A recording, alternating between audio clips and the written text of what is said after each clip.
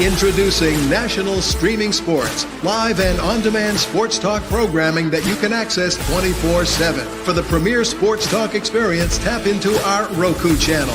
Start your mornings with Mac and Jack covering all the weekend sports action.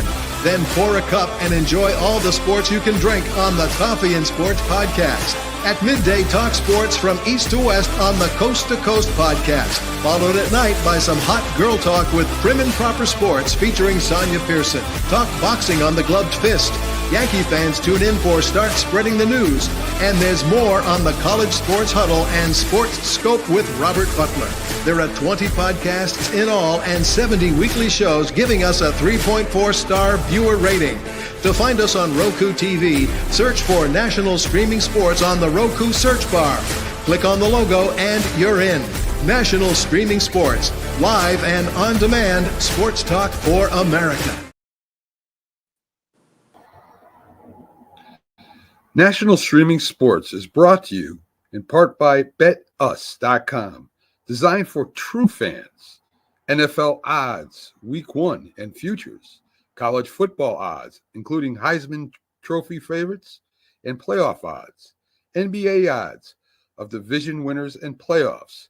Major League Baseball playoff and World Series odds. The National Hockey League Conference playoffs and Stanley Cup odds. And boxing wagers. Betting opportunities include versus the spreads and outright winners. Also, during the game. Use our link on our website, nessp.info, the Bet Us Opportunities webpage, for a 125% bonus on your first 3 deposits. Must be 21 years old, and remember, bet responsibly. Football season is here, and SeatGeek is my go-to for buying tickets. Now, with SeatGeek, every single ticket is backed with their buyer guarantee. We've all had plans change, and when you can't make it to the big game, SeatGeek has you covered. They're the only ticketer that allows you to return your tickets ahead of the event for credit with SeatGeek swaps. So when things come up, I know that my tickets won't go to waste. So what are you waiting for? Download the SeatGeek app to maximize your possibilities and shop live events with confidence.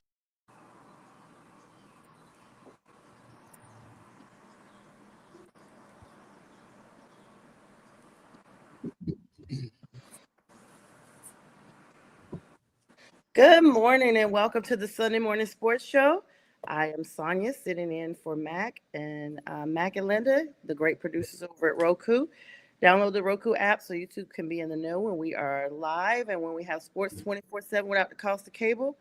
I am joined by the panel. Good morning to you, Jack, Keith, J Train, B Strilla, and we have Nate, who's working behind the scenes a little bit, but he's joining us today. Good morning, gentlemen. How are you? Good morning, Sonja. Let me go ahead and get the elephant out the room. Morning. And then you guys, I'm going to get the elephant out the room, and then you guys can have the rest of the show.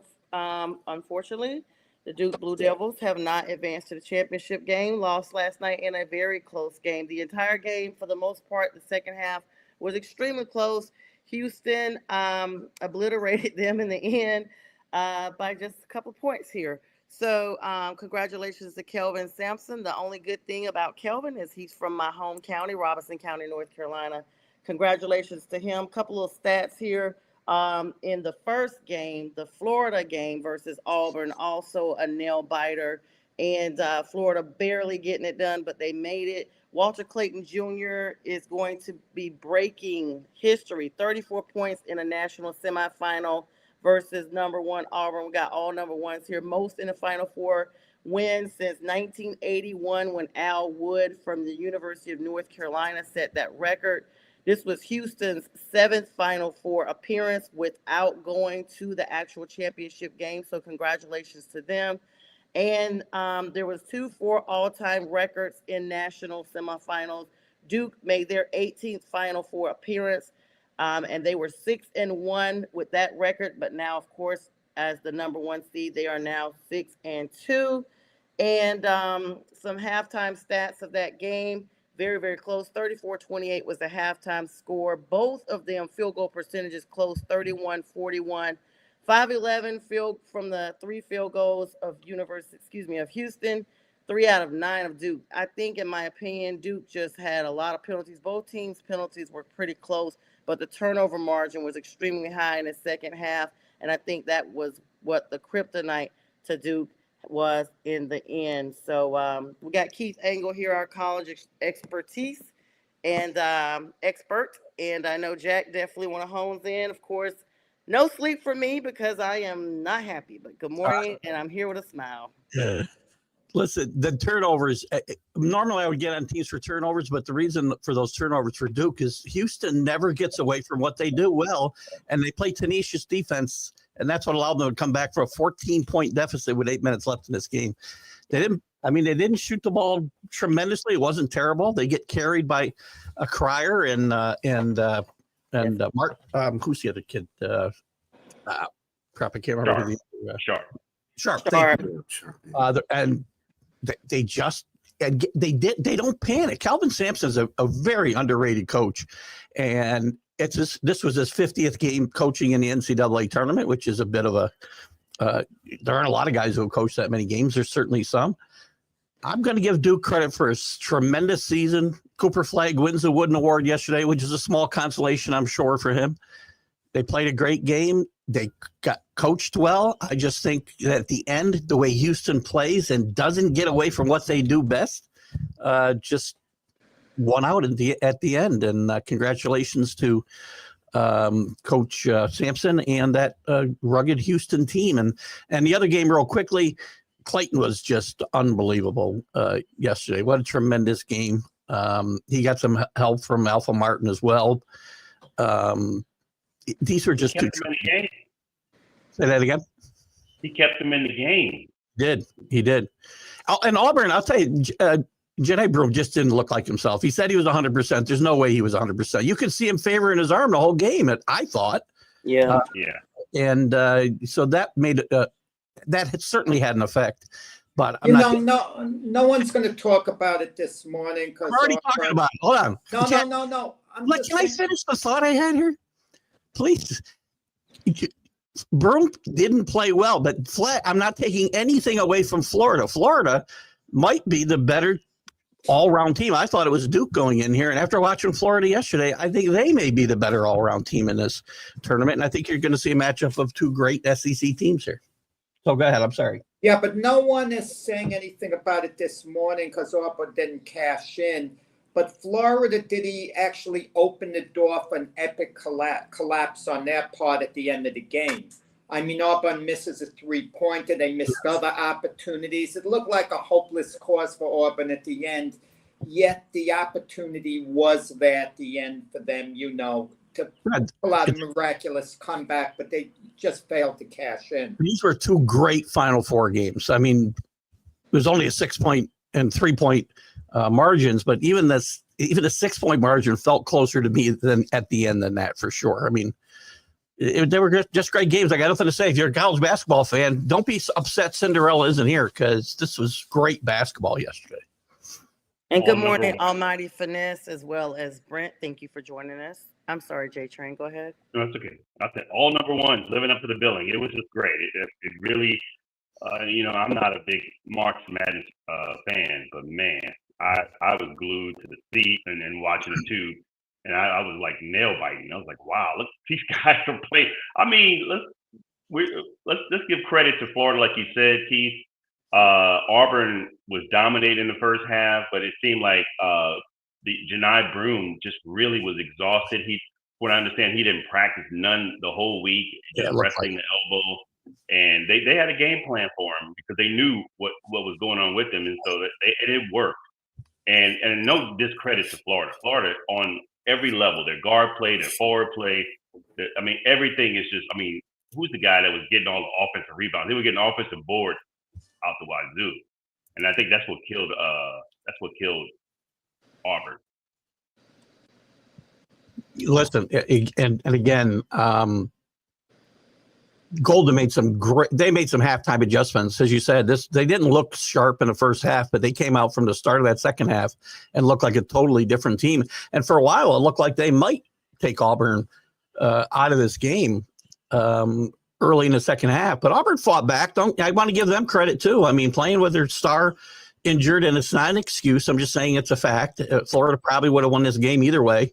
But just tremendous adjustments at halftime. And again, it was getting late, and I thought about going to bed when Houston fell down by 14, and I'm glad I didn't, because I would have missed an epic finish to that game. That's why I never give up on these games. 9 points with 2 minutes left. With a team like the way Duke is, and the way, you would think the way they handled the game the whole way, they're going to continue to keep that lead and win the game. But I like you said, I almost turned it off myself as well. Auburn made smart plays in that last 2 minutes. I mean, he played really good defense, as we talked about, but they used the clock very well. They didn't really, I don't think they put up a lot of bad 3-pointers like teams will tend to do. They just kept getting their twos, fouling them. Duke didn't miss some foul shots down the stretch, which always hurts. You got to make foul shots down the stretch. But I really can't fault Duke. There's going to be a lot of talk about chokers, and I think the Post in here. What was the Post headline today? They're terrible. I don't know if I have it here. I'll give it to you later. But There's going to be a lot of manipulation. Duke choked this game away. I think they had it taken away from them by Houston. Yeah, Houston went on a 7-0 run in the last couple of minutes. That narrowed that deficit down. Yeah. And there was a foul. 21-8 in the last 6, I think. Yep. Florida scored 1 field goal. Mm-hmm. The difference foul, and then, in my opinion, they had difficulties inbounding the ball. The last 2 possessions, very difficult to inbound, and that block that Cooper had, that was what turned the game, because once he blocked that shot and it went out of bounds and Houston got possession of the ball again, it was like from that point on, it was a wrap. It looked like a good defensive block, and it was, but in the long scheme of things, it wasn't. And then Cooper was called on a on a foul. And so that sent Houston back to the line with a 1-point deficit. And at that point, I thought, okay, we have a chance here with 1 point, but the clock was steadily ticking. Now under 30 seconds. And of course, Houston made their shots. And when that happened, I just turned the game off. There was 3 seconds left in the game. I turned it off at that point. You also think some of the legendary big shots in college basketball by Christian Laettner, Duke, Michael Jordan in the championship game, and the ball's in Cooper Flagg's hand. And right before Cooper Flagg got the ball, they said the broadcast team, this is how legends are made. And Cooper Flagg missed the shot. So, I mean, it's going to be something that's going to be part of his narrative to an extent going forward. I hate to say it, he might be a great, pro when he gets to the NBA, but it's something that he's, you're always going to look back on, with Cooper Flagg. He played a great game yesterday. He should. Yeah. That should be remembered, because with 30 seconds left or whatever it was, he could have given them the lead again and didn't. But he played an awesome game yesterday. You're right, Keith. I'm just saying what people are going to remember, as unfair as it is. I know. Also, I think the difference is down the stretch in the last 2 minutes was the guard play. Cryer and Sharp versus Proctor, and I forgot the other kid's name. They shut down Proctor. They shut him down. He was 1 for 7 for 3, and I think something unridiculous. And that defense was just stifling at the end. It was like Sonja alluded to, the inbound defense. Wow. Proctor James shot 5 for 17, and you got to have good guard play at this level in the NCAA tournament. So they didn't get it. Yeah, Nate and I were talking in the chat last night, because now that Cooper and Jack, you produced this question a couple of weeks ago. Now that you were like, what if Duke doesn't win at all? Does Cooper Flagg come back?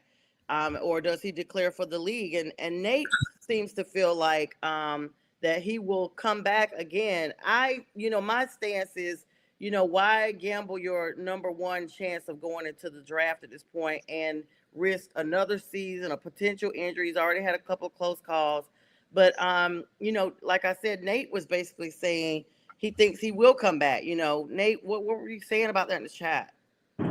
Yeah, good morning, fellas. Sorry about the reception. The best thing about Texas is the worst thing about Texas, space. So the reception is hit or miss. The reason I think that Cooper could come back is because if his choices are Washington, Charlotte, and Utah, I would rather come back in college, work on my game.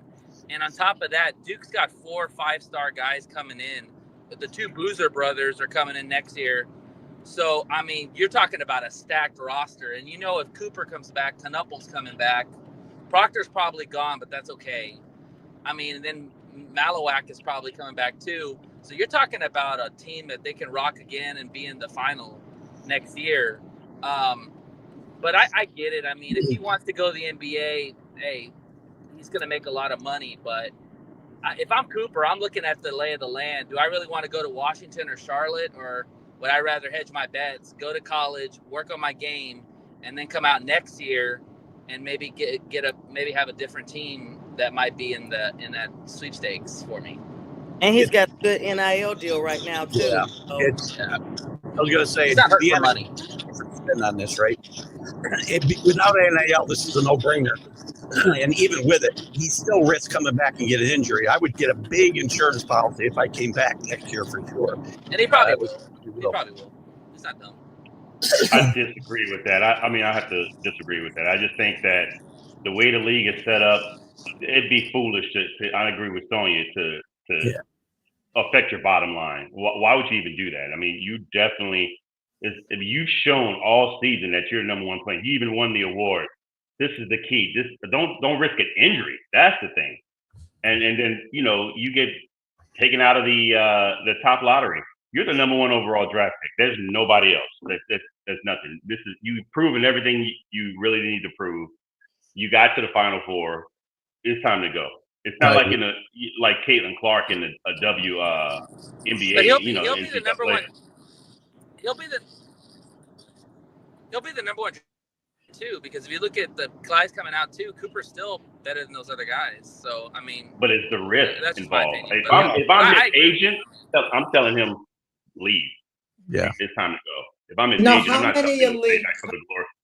James, how many elite college players have ever suffered a career-ending injury like in their last year in college when they know they're going to it is so darn rare. And let's say he did get injured, he's still going to be a high pick at the very least. Now, the narrative changed a little bit yesterday, and maybe a lot because of the way they lost. Okay, I mean, he might not want to declare for the NBA draft. There might be that feeling of unfinished business. How can I go to the NBA now? I mean, Duke is going to be sitting home Monday night knowing that they're the best team in college basketball, yet they're not going to be playing in a championship game. That's a hard thing to swallow. You know what? If John Shire gets him to come back, it'll be the best recruiting job he'll have done ever at Duke if he gets him to come back. And he might. It's possible, but I doubt it.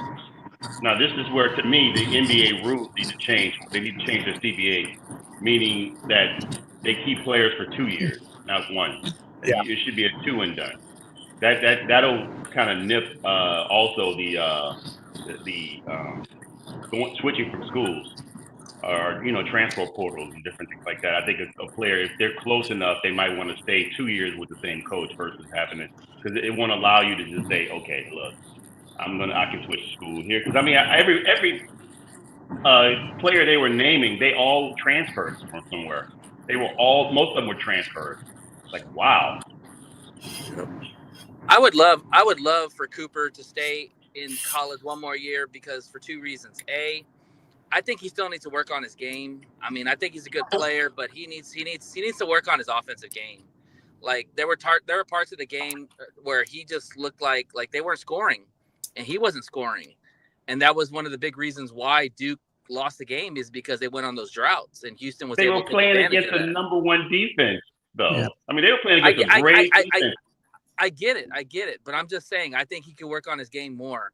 Another reason is that if you want to get rid of the one and done, which I think the NBA quietly does, this would be a huge statement if Cooper stayed in college, because one of the best players, player of the year, if he decides to come back and play 1 more year in college, this will set a standard going forward for the one and dones.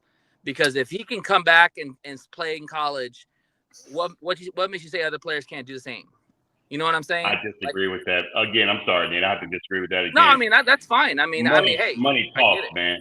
Money talks. I don't think he has anything to lose, and I don't think he needs to work on a game. He's already solidified his number one position. Absolutely. You don't get no higher than number one. At anything, it would be if he's trying to prove to himself what he does or can't do with the team as a whole. The season is way too long for him to come back, risk, like I said, an injury. He's had close calls, and now all of a sudden, not only that, even if he doesn't get injured, you've got new players coming in across the world. I mean, across the college platform, where someone else could come in and be the new Cooper Flag, and now all of a sudden, you're no longer the number one. I mean, it would be one and done, all right, because you would no longer be number one going in. You know, if reality is what I want it to be, I'd want Nate to be right, because I want kids to come back for a second and even a third year. I want to see college basketball and teams that you can watch and develop and grow. Like they need to get rid of the one and done. They really like we used to. That's why the CBA needs to change. Yeah. Right. But the reality is James and Sonja are right. The money's going to talk. It just is. Sure.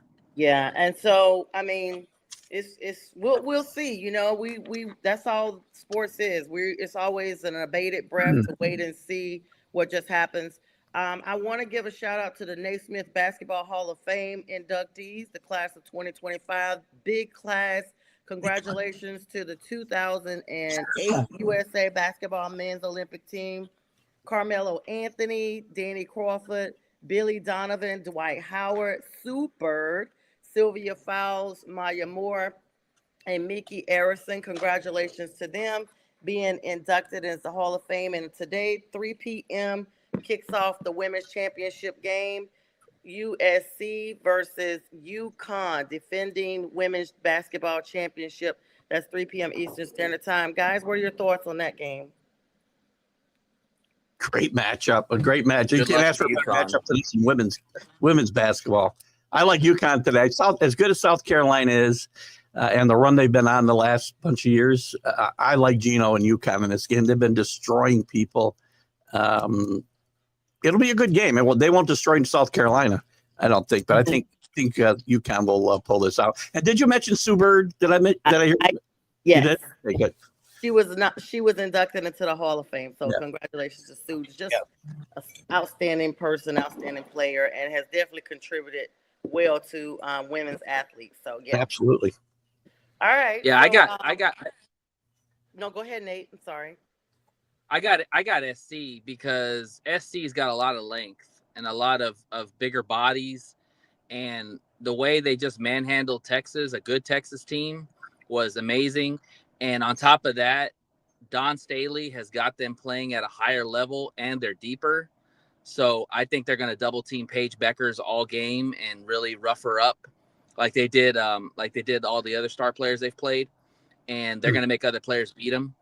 And I think SC is going to be too much. It could be a close game.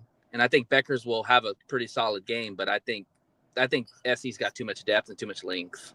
Yeah, and the coaching matchup here is really interesting too. And as you said, Nate, I think if they can contain God, her name just went out of my head. The UConn star. Help me.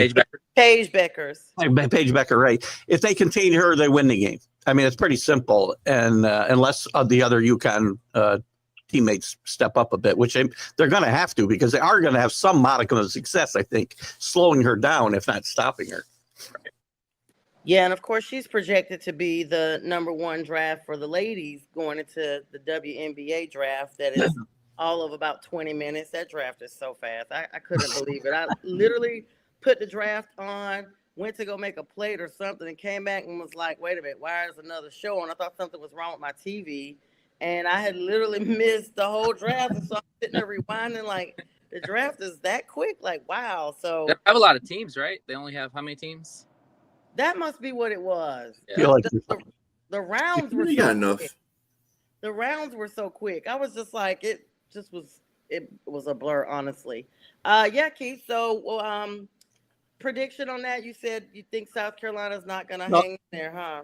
I like UConn. I think it'll be a very close game. As Nate said, I think they'll find a way to stop Paige a little bit, but I think some of those players around her will step up. If they don't, they'll lose for sure, but I think UConn will get it done. Close, very close game. This will be a fun game.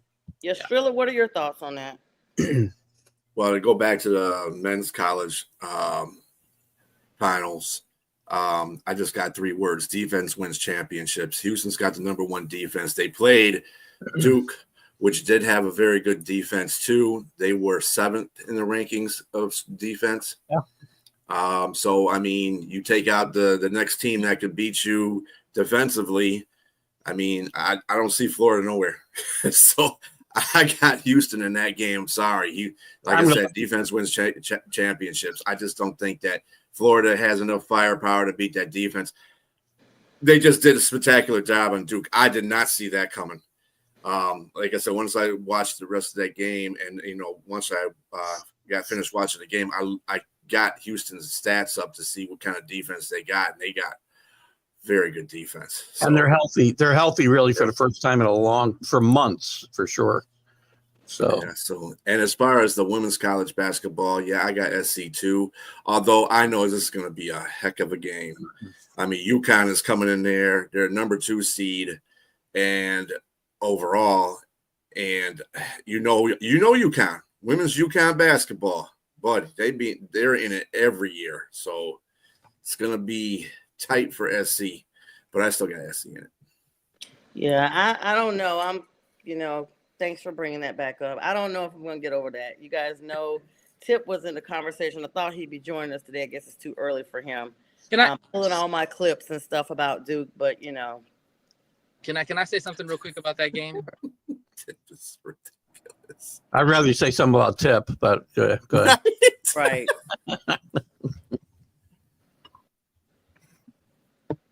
Nate, are you there? Frozen. Nate, we're waiting on you, Nate. Yeah. Metro Sorry. BS wireless there. I thought that was his airbag came out for a second there. So real quick, just my thoughts on this game is that it was 2 plays or 3 plays that really determined the outcome of this game. The missed free throw by Proctor, that was one. The 2 inbounds passes by Sion James, the huge. Same passes. Which, by the way, is a cardinal sin in basketball. You don't try to pass the ball inside your own goal. Like, that's just dumb. I can't believe he got away with it twice or try to do it twice. Like, you can't make those plays. And on top of that, Proctor's a junior. Sion James a grad transfer. Dude, you know better than that, man. Like, if you make those clean plays, like, Duke wins. It's that simple. I'm having trouble remembering. Did he run the baseline in either one of those inbound attempts? No, and that's the thing. These guys forget they seem to freeze up. They can run the baseline. They can have another guy come in and pass the ball to him out of bounds. And nobody seems to do it. We saw it with our. Those are the little plays that make you a bid for the national championship and not a bid for the national championship. 100%. I noticed that right away. Jack, what were your thoughts? Did you actually watch that game? Oh, yeah. Of course, I watched the game, Sonja. But you're talking about the women's game, right now. UConn looks so dominant against UCLA. I mean, I see them winning the national championship. I mean, they just look like they're primed, for that. All due respect to Dawn Staley, I think UConn is going to get the job done. Yep, so that game's at 3 o'clock. Some more college news I want to talk about. Keith, you might be privy to this. It has a little legal spin on it if everybody has not been following this. There is the House settlement with the NCAA. There's a big lawsuit. President Charlie Baker does not expect the judge, Claudia Wilkin, to formally approve the settlement. But just to give a little context, it's the House versus the NCAA. It's one of the biggest changes in college athletics in decades. The settlement is a multi-billion class action suit for 2020, establishes the trough of a $20.5 million for schools outside of the NCAA oversight to directly pay athletes for their talents, kind of akin to NIL a little bit, but just paying them from college. Settlement goes directly against the foundation of why the NCAA was founded 120 years ago, to protect the amateur deal. But for the NCAA to be able to survive, they're going to have to strategically agree on this settlement. What are your thoughts? And does this thing go to trial? This is crazy. I got to run quick after my comments, but I'd love to pick this up again Wednesday night, because I got to dive into all the details more, but the bottom line is the NCAA continues to go to wait for Congress to make anything happen within their own what should be their own purview. The NCAA is a teethless organization, or a cowardly one, or both, and it is useless. Why do we? I thought Charlie Baker might come in here and make a difference, and he did nothing but sit on his hands waiting for Congress to do something as well. They should have got out in front of this a long, long time ago, and not wait for the Congress, who can screw up enough things on their own. We don't need them screwing up NCAA basketball and football. So I'd love to get into this more because I got to jump for my show, but I just think that it's indicative of how the NCAA wants to do business. They don't want to make decisions. They want to say, it wasn't my fault. Talk to Congress. And I don't like the way they're handling business here at all, and haven't for the last 4 or 5 years. Yeah, and I forgot about the time contest. Keith, thank you so much for joining us. He's hopping over to Stream of Consciousness here at 8:30 Eastern Standard Time. Keith, we will pick that up Wednesday. Have a great Sunday. Have a good Sunday, guys. You too, Keith.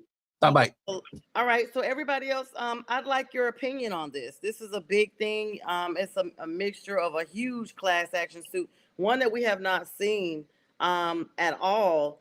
And I think it kind of blurs the lines a little bit with these athletes being paid versus the NIL deals. And this is something that's new, right, guys? I'm not privy to everything, the details, like he said. I would like to get a little more information on that. But yeah, if it's something, is it something that's supposed to be affecting the bottom line of these kids getting paid? So let me just tell you guys some context a little bit. Basically, it does involve, back in the day or whatever, no one was paid to play athletics for college. Amateurism, right? Yeah, you're just basically playing to play, and if you get discovered, you get discovered. But then when they started spinning in NIL deals and the such like from outside agencies that have nothing to do with college, this kind of like propelled students to be like, well, hey, I don't need to just get a scholarship. I can actually be paid. This is a job. This is what I'm doing, And so that kind of like was the catalyst. And with 2020 being the height of the pandemic, it kind of went under the radar. A lot of people didn't really notice it. But now that we're past that, it's kind of like right here in your face. Did you guys hear about Jack Strilla? No. I think it's so darn boring, this topic, Sonja. I think it's going to court. Doesn't care. They don't care. No, they care, Jack. They care. These people have played these games. It's a big legal case, and this is $20.5 million that these athletes are saying that they are entitled to. I'm not saying it's not important. There's a difference involved. Okay, it's important. Yeah. I just don't think it's the thing that the average sports fan, even the average fan of college sports cares about a great deal.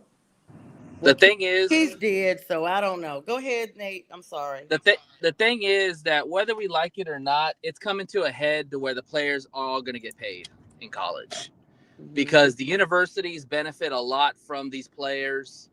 Whether it's NIL deals, whether it's recruiting, whether it's money to the university, it's coming to a head to where the players have to get paid.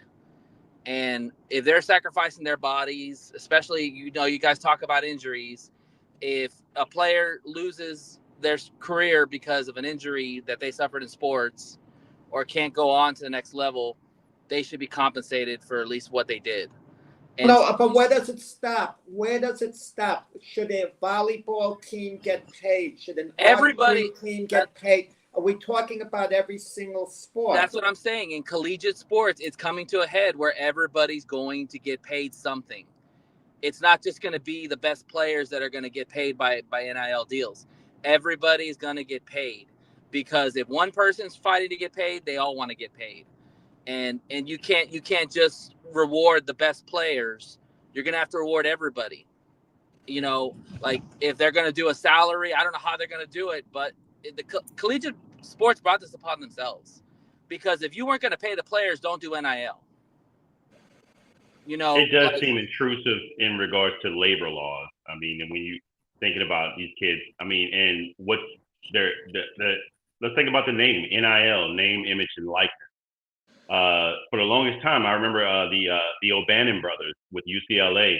They were like the early pioneers in regards to this, in regards to like using their name on video games and making a crap ton of money off of it. But they they had class action lawsuit about it. And they won. They won. That was the kind of the pioneering thing in regards to this, and that pushed this forward. And that was years ago in the 90s. And so I would say that I agree with Nate that all should get paid, but I guess to your level, whatever level you are, whatever player you are, whatever sport, that brings in the revenue.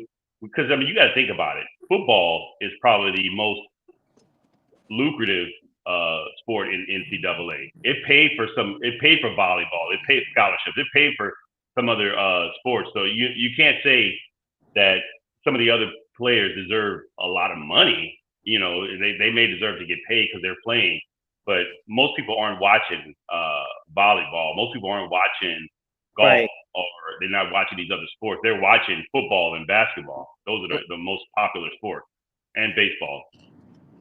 Right, definitely so. And so, sometimes we may speak on topics that the average person does not know about, or hasn't piqued their interest. And that's why we have this show, so that people that are not aware of everything going on can be informed. So thank you so much, Nate and J Train, for your feedback on that. Let's switch topics to the NFL real quick. Miami Dolphins lineman Teron Armstead, 33 years old, 5-time Pro Bowl winner, Saturday announced his retirement. It's so weird because he literally was just basically celebrating, quote, his next chapter, and $75 million contract with the Dolphins in 2022.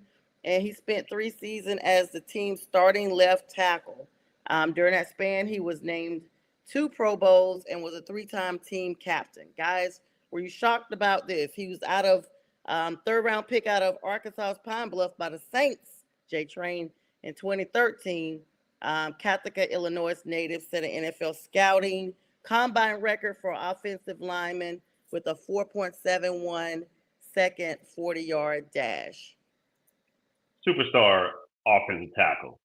The only problem with him, the reason why the Saints let him go and let him get the money elsewhere, is he was often injured. He stayed injured. He never played a full season, I don't think, any of his years. And so, I mean, he was super talented. He like you said, he ran a 4.7. I think that's the fastest ever by an offensive lineman. And 6'4", 300-something pounds. He was a great player, but only when he stayed healthy. And at 33, obviously you're on the wrong side of 30. The injuries just pile up, and I think he just beat his body up to where, it's time to sit down. Yeah, the best ability is availability. And the reality is that, when you get older, if you're not producing at a high level, teams are going to get rid of you, because you're costing them a lot of money, and they could go a different route, get a cheaper player. Armstead was a good player, but also too, I think that a lot of these players that are retiring, look at the teams they're retiring from. They're not contenders, and they're not going to beat up their body to retire. They're not going to beat up their body to keep playing when their bodies are breaking down. Like they're gonna look at the long-term effects of what happens after the NFL, and they're like, you know what, it's not worth it. I got money in the bank. If you're smart and I finance and all that stuff, I can retire and enjoy the rest of my life and not have to regret getting out of bed as a player, And I'm glad they're doing that, because they're thinking more long term, and they're thinking about the now. They're thinking about what life's going to be after football. We always talk about that. That's important because football's not going to be forever. And you have to make sure, I think we all talked about that Friday a little bit, invested in your care. The body itself breaks down naturally, but just imagine you've taken so many brutal blows over the years. You have to take that extensive care to make sure that you are where you need to be. So that's super important. Guys, let me just mention something to you guys. So, and I want to get your thoughts on this. We know we're like a couple of weeks away from the draft. It's been a whole lot of talk about Shedeur Sanders. Basically, he did his pro day, so now the Titans are canceling their private workout with him. Is that any traction? Do you think the Titans still have an interest in him? Is there any possible way that he actually is still a candidate for Tennessee? Jack, you answer that. I would say, yeah. No, none at all. I mean, they're taking Cam Ward. They're locked in. That's very obvious. If they expressed a lot of interest in Shedeur Sanders and they were all over him at the scouting day, it would kind of be a slap in the face to the guy who they know they're going to take. And I'm sure they communicated that to Cam Ward, that they're locked in. They're not entertaining any trade offers, not seriously at least. And Cam Ward's going to Tennessee. The intriguing thing is Cleveland with the number 2 pick. It seemed that there was no way they'd take Shedeur Sanders. Now it's kind of a little bit iffy. But what's going to be very interesting, if Cleveland does take Travis Hunt at number 2, where's that going to leave the Giants? Because I don't think they're taking Shedeur Sanders. So does that leave him with Abdul Carter? And then what happens to Shedeur Sanders? I've said all along, and Jay Train has laughed it off, that he is going to be that number 9, for the New Orleans Saints. Unless Cleveland takes him. And now that's in play. I don't think they will, but it's in play. I'll continue to laugh that off. I just don't think that he's going to fall. And I think past 4 teams, like 4 teams in the top 6, there's a shuffle between 3 great players, 4, excuse me. Obviously, 3. I think we can automatically just eliminate Tennessee, Sonja, out of any contention for any other player. I think Cam Warren is the bona fide number 1 overall pick, and he's going to Tennessee. He's going to be a Titan. But everybody else underneath, we're talking about Cleveland. They showed up to Shedeur Sanders' pro day. So did the Giants, Brad. Let me throw this in there. Jay Train, did they show up maybe to see Travis Hunter? Yes, that's fair. That's totally fair enough. Might wind up taking. I think you're looking at 2 players, though. I think they're not just looking at Travis Hunter. They're looking at both players, and also you didn't get to see Travis Hunter as a defensive player. You saw him only offensively. So to me, I think they're more so there looking for Shedeur Sanders, because I think as much as people the traction is that's gaining is that Travis Hunter is probably going to get more offensive play. I still see him as a DB. I still see him as a DB that will be played offensively, have a few plays here and there, just like Deion Sanders, just like Champ Bailey, just like a few other guys that played offensively, just a few plays. He's not going to do what he did in college. There's no way. He's as good as he is, he's still, I hate to say frail. He's not frail. He's just slight. He's slight in size. So he won't hold up at all if he tried to do the same thing he did in college. And I think he's a better defensive player than he is an offensive player. But he can prove me wrong. But I do think that there's play for him in Cleveland, still with the Giants. And I think the Raiders have play as well. Yeah, I agree too. And good morning, Lamar. Yes, we are on from 8 a.m. to 10 a.m. Eastern Standard Time. Yeah, Strilla, what's your thoughts? I'm going to say this, and all y'all are going to disagree with me, and that's fine. Tennessee's not going quarterback first round. I'm telling you that right now. And that's not. I think they're going to continue with Mayo. That's what they're going to do. That's what I call their quarterback right now. I just think that. I think they're going to shake up, I think, everybody's expectations. In the draft, somebody in the top 5 always does something off the hook and just screws the whole draft up for the rest of the draft. We see it every year. Every year, somebody does something different. So, I mean. Well, who's your player? No, where did we see it last year? We don't see it every year. Someone doing something crazy, screwing the draft up. It sounds good. You're saying that. But that's not the narrative. I'm sure there's going to be a surprise somewhere. But would you say it's a big surprise if Cleveland took Travis Hunt at number 2? Tennessee is going quarterback at number 1. I mean, I'll bow down to you if they take Travis Hunt or Abdul Carter at number 1. Okay, that would be shocking to me. Okay, so I'll give you your flowers there if that happens. But I mean, it's so obvious they seem to be locked into Cam Ward. There'd be some movement otherwise. There's no movement. It's like just sending a message to Cam Ward. You're our guy. We have complete confidence in you. What? And I think they're also sending a message to Abdul Carter.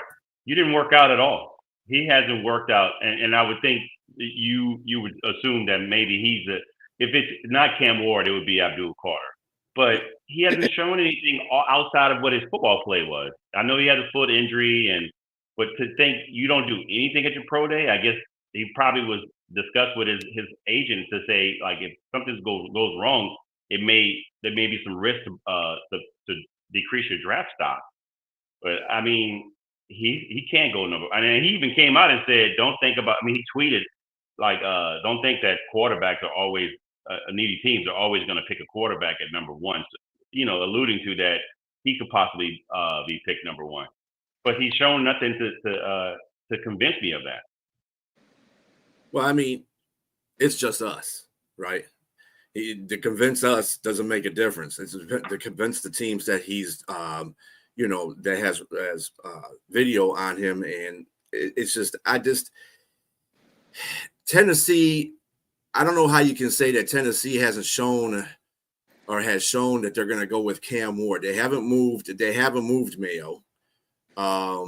There's been rumors, but rumors always happen in drafts. So, I mean, they had a rumor that they were going to move him, but that was like early in a right after free agency, basically going toward the draft. But those talks settled down too. Tennessee really hasn't been showing their hand at what they're going to do. They really haven't. They haven't done anything either way. And usually a team that's silent like that, usually those are the ones you got to watch. A lot of other teams will make moves in between there to let you know who they're going to go for. And of course, the first round draft pick always depends on the first team. So everybody's got to kind of look up and say, what are you going to do? And if they don't know what they're going to do, everybody's got to just follow suit what happens on draft day, because that's where it goes. I mean, there's people who want what, Cleveland could get Ward. That's a big possibility. It's just so many possibilities in this first round. Remember, this draft is not the greatest draft in the world. Messy draft, for real. It's a messy draft. So people might not like, I might wait until next year with the quarterback draft, and no telling if the quarterback draft next year is going to be the greatest either. Archie Manning is saying he might not come out next year. Yeah. So. What a mess. I mean, this is a talk. I think the hype the entire time has just been around Shador, Cam Ward, Genty. Like, you have maybe 5 prospects that people are talking about. And I told you guys Friday, I didn't even know that Shiloh was even in the draft. Like, that was a shock to me. And I only found out when we talked about him owing Mercedes-Benz all this money. He's filed for bankruptcy, not even 25 years old yet. And he's $12 million in debt. And Jack, the question came up whether or not his dad should try to assist him. I mean, Mercedes-Benz is like, we need the money. We need our car back, or we need the money. So they filed a lawsuit against him. Now, this is of interest because this is, Coach Prime's kid. And they're like, just give us the location of the vehicle so we can repossess it. I'm asking you, Sonja, because you're more tuned to these things than I am. Is it a legitimate report that came out? Yeah. Because I'm flabbergasted with all the money that Deion Sanders has made, and he has in his new contract. He just signed an extension with Colorado. Yep. That he wouldn't bail his son out, who he's very close with, who he could easily bail out. Yeah, I cried. Just think anyone who has a kid who they're close with, and they would allow them to go through that, unless it's a life lesson that he's trying to teach. I mean, I'm kind of flabbergasted because Deion could come in and solve it pretty easily, this problem, if it does indeed exist. Yeah, it's on. I'm double checking again because I had double checked it before we talked about it. They actually talked about it again on USA Today 3 hours ago. And they're saying Deion, wait a minute, hang on, guys. Breaking news. Deion has spoken out about this. Let me see what it is. 3 hours ago, USA Today, Deion releases a statement regarding Shiloh's Mercedes issue and bankruptcy case. He's saying the bull junk came out. He's saying that basically this was that the car was in a financial issue because there was disruption in payments after termination of Shiloh's online account access. So he's saying that there was an issue with Mercedes-Benz online account, and now Shiloh is just not paying it. Mercedes-Benz on Tuesday filed a motion in court that said he defaulted on his car payments that he got in May of 2023 on a monthly plan. They said that he's past due $6,877, and he hadn't paid from December through February. There's no way that the system is down that long. And now Dion's saying this is bull junk. They're just coming after my son because of who he is. Let me ask all of you this, because maybe I'm missing something and you could help me out here. Shiloh Sanders is supposed to be perhaps the number 1 draft pick. No, Shador, his brother. It's the kid. That's probably not even going to get drafted. Okay, I'm getting a little confused here. I didn't even know I thought he might be a late number 1. No, Shiloh is the defensive back for Colorado. I'm thinking of something else. I'm thinking of, I'm sorry, Starks from Georgia, the safety. I'm sorry. Brain cramp. I'm way off. But again, why doesn't Dion just, get this straight? Why let it come out publicly? That's what I Why let it get to this point? You can. Because Shiloh probably didn't tell him until it was too late. Most people don't talk about their financial issues. But how did Shiloh get a line of credit to be able to, access this to begin with? Yeah, he's $11 million in debt is a lot for him not to have a line of credit. Yeah, how many people can get it for $11 million could get that line of credit? Yeah, off his dad. That's all there is to it. He used his dad's name. They know who he is. You don't think Mercedes-Benz knew that when he signed the contract? Of course they knew. Exactly. They didn't even check his credit. They were like, "Oh, this is Prime's kid. We know he's good for it." Exactly. So now Mercedes-Benz is just like, give us the location. They go back to court again next week. They just want the car at this point. They don't even. I don't even know if they're giving him an option to pay the $6,000. And he's filed for bankruptcy since then too. So it's a lot going on. But yeah, of course, Prime is going to take the it's not my kid's fault type stance, and that's why I have an issue with the way the draft has gone. This all links in to I get being a protective parent. I get that. But sometimes you have to cut the apron strings. And if he's going to help him and let that be that. Don't come out making statements saying, oh, Mercedes-Benz against my kid and this is bull junk. No, it's not. It's a legitimate debt. It's a legitimate debt. There's no bull junk when he signed for a $96,000. Well, first of all, I didn't even know Mercedes-Benz has a $96,000 car. More. They have that more. Insane. That is We're insane. talking about $200,000 cars, some of them. Yep. Oh, and God. then we're talking again. We were talking about children from Dion. Yeah. There's you hear about this all the time. 50 Cent is a good candidate for that, but his son thinking that he don't have to work because his dad is 50 cents and he don't have to do nothing. He needs to get the money. I think this is entitlement to these kids, and that's what happens. So they go out there and they make all these. At least I have to give Shiloh some credit. He is earning his own money through NIL. What kind of that? But at the same time, that's just through NIL though. I'm just saying, you're not taking you're making these big purchases without taking that responsibility. That's the point. You're not going to say, hey, he's making that point with saying, if I mess up, my dad will help me out. It's no big deal. Yeah. And that's what he's doing. Yep. That's exactly what he's doing as a child. Good morning, Brent. Jack, go ahead. Let me ask you this. Do you think indirectly, that this family turmoil with the Sanders could affect Shador? If a team is 50-50 on whether they want to take him or not, it could tilt them away from him possibly? I don't think so. It's not like, I don't think it does. unless they are just so far into themselves as far as like morals. We don't really see that. Like this is something that I didn't even know about. None of us knew about as of late until recently. So I don't think it's gonna kick a lot of traction. Now this may affect Shiloh, who was already dangling in and out of the draft anyway, because I didn't even know he was in the draft.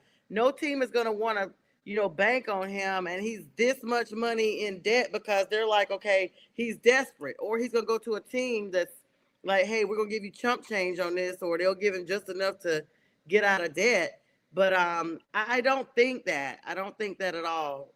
Do you think that, Jack? You think that might affect that? Yeah, well, yeah, if you're a solid number one draft choice, second round, third round, you're going to find a team. But if you're free agent type, it's going to be very difficult, obviously. I mean, why would a team want to bother? Yeah, and Brent's like 25 years old and 12 million in debt. I don't even think he's 25 either, Brent. And Brent brought up a point as we kind of pivot away from the Sanders saga. It's just every week it's a Sanders saga. I'm gonna start naming the segment Sanders saga. Abdul Carter's foot. Do you guys think that's part of the reason he may not go at number one? I didn't even think he was a number one candidate. I thought maybe top five, but not number one. Oh, I think he's super talented. He's worthy of number one. I think what's going to hurt him, it's just not. I heard what you said, Bistrella, in regards to knowing what the film is, but it's like since we're talking about Mercedes, I still want to test drive the Mercedes. I still want to be able to touch the wheel. I still want to get behind the car before I'm investing that kind of money into a vehicle. I can see the commercials. I can see everything. I hear anecdotal stories about people driving it, but I still want to test drive it myself before I put that kind of money into a vehicle. If I'm a team owner, I still want to see what your measurables are. Even though I know the film shows that you can, especially if you had a foot injury, I want to see if you can recover from that. I'm not sure if I'm going to take you number one overall, considering everything I have to invest in you and we're dependent on you. And your feet are your wheels, man. Your feet are your wheels. How bad is it? I don't know. I don't know what the situation is. I don't know what the medicals are, but I still would have doubts to some degree before, if I haven't seen any pro day, if I haven't seen any combine, to invest that kind of draft interest into one particular player. Yeah. In my opinion. Abdul Carter had so much to prove. First and foremost, that he's healthy. That's all he had to really show.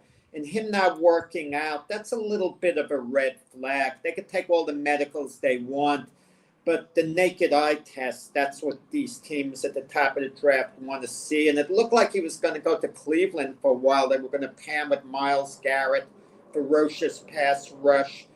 Now you get the feeling Cleveland is wavering on him. We don't know where he might, go to. And so the two players with the most to prove, I think, Shedeur Sanders and Abdul Carter at the top of the draft. And Shedeur at least had that open workout, it's going to be good for his draft status, at least, that the teams, got to see him in an open environment. But Abdul Carter, he's becoming a little bit of a mystery man here. We know how great he was in college, but he'll go high. But might he fall to a team, like Jacksonville at number 5 at this point, or the Raiders at number 6? Can you imagine he fell to your Panthers at number 8? So, you'll gobble him up, right? I don't want to imagine that at all as a division rival. I mean, you just never know, because we are in the top, and we are going to be making headlines.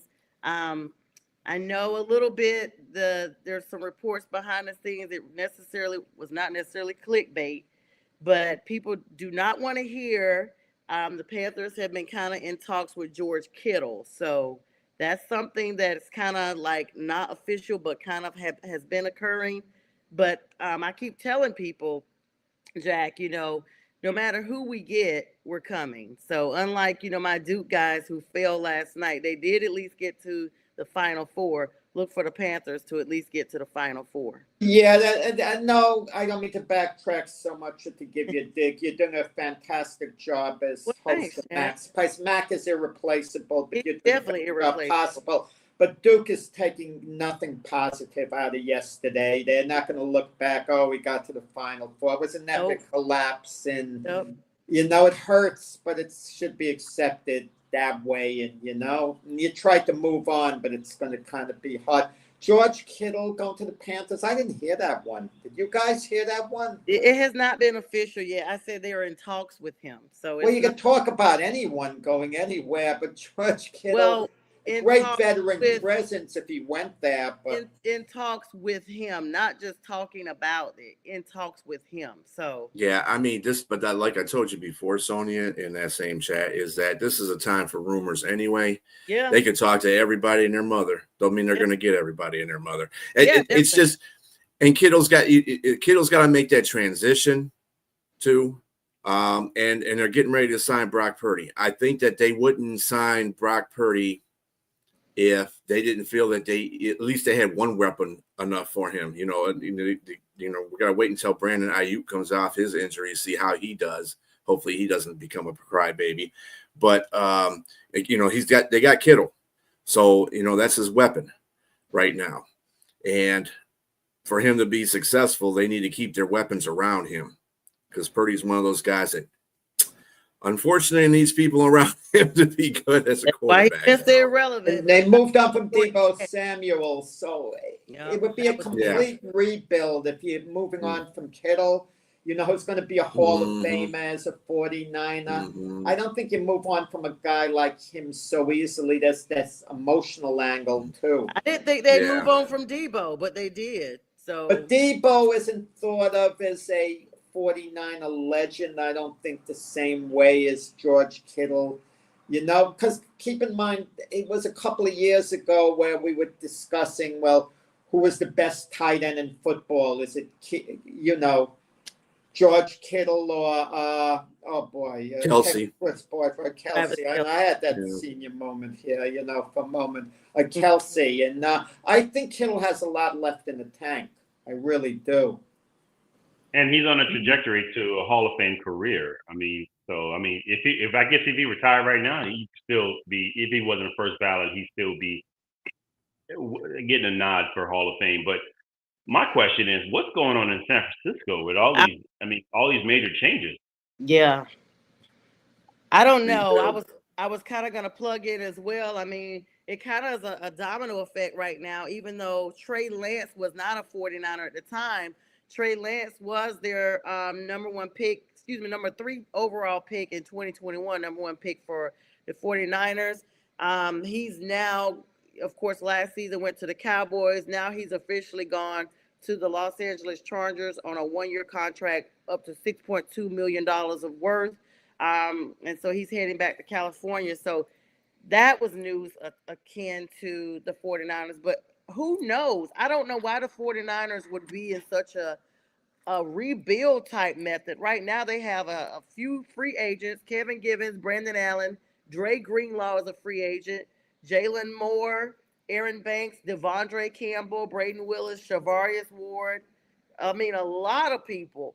And so some of these people they've, of course, now extended contracts to. However, there's some people they're still working things out with. And so it makes me think that there may be a small rebuild there.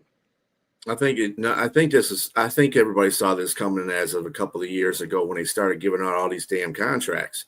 So, they're under the salary. The salary cap is bad for San Francisco right now. They're top heavy. They're top heavy. So they're getting rid of dead weight right now. And as far as, Greenlaw went to the Broncos. So Broncos are taking all of San Francisco package right now. That's what I'm saying. We don't know what's going to happen with Christian McCaffrey nor Trent Williams. Yeah. Trent Williams is another guy. Is he going to retire? He's getting up there in age as well. He wants more money. It doesn't look like they're probably going to give him that, considering what they're doing with some of the other players where they're top. They were top heavy with him too. And he's an older player. But blind sides are really hard to find. Great blind sides are really hard to find. I think the 49ers window is closed as far as being a Super Bowl contender, and that was apparent last year. So they're doing the right thing. They're rebuilding more than they're retooling in a sense, and it's a smart way to go. And they're actually Sports Illustrated came out with this article saying basically no teams have even called about Brock Purdy. However, the weird twist, and this is on Sports Illustrated, the Titans could try to make a move even on draft night for Brock Purdy. That would be absolutely wild. But he, of course, like we said, no contract in the makings for him right now. It's absolutely crazy. Yeah, I would say this. There's no way in the world I would take Brock Purdy over Cam Ward in the draft. Especially when I got to pay him a whole bunch of money. I know I can get the rookie for like whatever the highest amount is still way lower than what you're going to pay Brock Purdy. I agree with that. And then you get a 5th-year option on him too. So there's no way. I agree with you wholeheartedly on that one, Jay. And if they do go after a quarterback, I sure the heck wouldn't be trying to trade for Purdy and all that baggage, because he's going to be done with his contract, and that's a whole lot of money you got to pay that guy. So, yeah, it's kind of still up in the air, and so it's one of those, like we said, you have to kind of wait and see. And so Nate was checking in, just saying he's out, but that's fine. He just wanted to thank everybody for coming on. Nate Castro, of course, he was working this morning, so I was just looking at his text there. Make that money. Make that money. Yeah, guys. So in Detroit, Trilla, what's going on? Any Lions news? Any Tigers news? Oh my. Well, I mean, the Tigers have won their first 2 games of their home opener against the Chicago White Sox. Like, that's a surprise. Other than that, really, the Red Wings are probably going to be eliminated. The Pistons are the first team in history, by the way, that have tripled their win total from the previous season. Mm-hmm. So, and they have locked a playoff spot down. So right now, they will be playing the New York Knicks because they're a 6th seed right now. That's they lost last night. Would you give the Pistons any shot at upsetting the Knicks in the playoffs? Well, I can't really go by what's going on with the team right now as far as players are concerned. Kate Cunningham just came back last night. Tobias Harris is still working with an injury. Tobias Harris me. Now, the next game that they play, of course, they had that big melee in Minnesota where somebody was trying to grab somebody's, Anyway, so that'll be all cleared up by the next game. So those 2 players will return. So I can tell you they have the motivation and the grit to take on the New York Knicks in a series. I don't necessarily, and because they're just getting into a playoff series, these are all young players, and New York does have a lot of talent on their team. I couldn't tell you either way. I mean, I could be biased about it, but in reality, probably not right this year. It depends, like I said, it depends how the team comes together in the next game.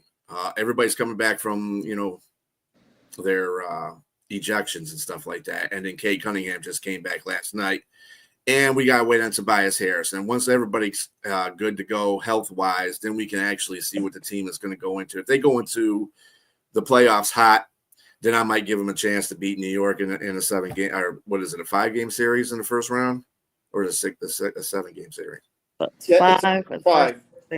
Tobias Harris, the Sixers couldn't get rid of him fast enough, and you're talking like he's a key guy for the Pistons, which I guess he is to an extent. Is J.B. Bickerstaff the reason of this amazing turnaround with the Pistons? Because I'm flabbergasted, having an NBA record, for losses and all that, and to turn it around in 1 year the way they have. I mean, I couldn't see this coming.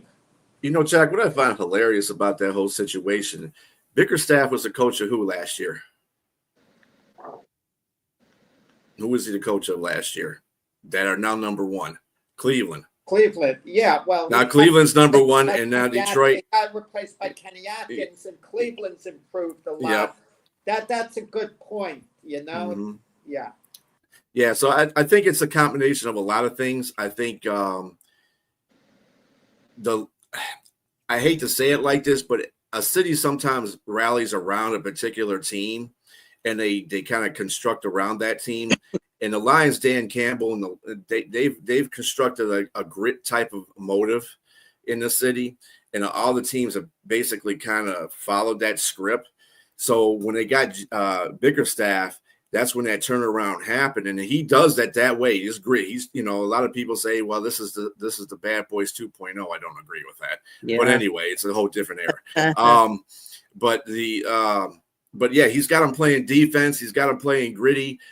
And they did the same thing with the Tigers. The Tigers got Hitch, and he's doing a very good job over here. He's getting that gritty thing with the Tigers. We're still on a fence with the Red Wings head coach, but anyway, he's not conforming to everything. But everybody else, I mean, I think that's where it's coming from. It's just projecting out from what the Lions were doing, and they said, well, look, if we can get that kind of coaching on our team, we can turn this team around, and that's what Bickerstaff has done. He's in touch with the younger players too. I think the younger players really kind of respect him. And he's, and like I said, the Pistons are pretty young. And everybody's playing pretty. And Cade is the key in this whole situation. He's upped his ante. Now, one thing I missed out on, Monty Williams, the Pistons signed him to be their head coach when they did a 6-year, $78 million contract. They got rid of him after 1 year. They didn't actually pay him the other $65 million, did they? So they didn't pay him total $78 million for 1 year. I mean, that's mind-boggling. I would keep him on as coach just to try to get my money's worth. That's insane. Well, I mean, that's just kind of like the front office making mistake after mistake. And they're finally trying to align the front office. And like I said, with every good organization, the front office is prominent. So, just like the Lions, they got the whole front office is aligned now. The Tigers front office is slowly becoming aligned. And the Red Wings, like I said, they're all over the place. But they did make changes. Sure. Can I interject for 1 second? I want to say something about Monty Williams. Monty Williams, he's getting a bad rep for what he did with Detroit. But, I mean, there's a reason they hired him for that amount of money, because he had excellent success as a head coach with the Suns and New Orleans prior to that. I just remember him being a really good coach, but he's a nice guy. I just don't know what happened in Detroit. I mean, you could clearly see the evidence, which is bad. But they hired him on the belief that he would turn things around there in Detroit. J-Train, reportedly, he took that job just for the money. The money was too great to turn down. When you take a job just for the money and it doesn't work out, you deserve to get whatever's thrown back at you. You have no right to complain. You're not a victim. You went in it for material gain. You didn't get the job done. Whatever comes back at you. It happened even with Phil Jackson with the Knicks, with the front office. He did it just for the money. They overpaid him. So he deserved whatever, he got to his legacy after that. Yeah, I mean, I think it was just the wrong time in the wrong place, the wrong front office. I think a lot of things caved in at that point when they got him. And on top of that, he did kind of say that the only reason, well, not the only reason, but one of the reasons why he came to Detroit was because they were paying him money. And really, you shouldn't really be saying that, you know what I'm saying? Because it excludes a projection that you're not there to make the team successful.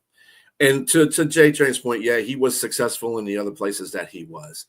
But at the same time, he was making the lower NBA money, as a coach. So he was doing more to make his brand better as a coach.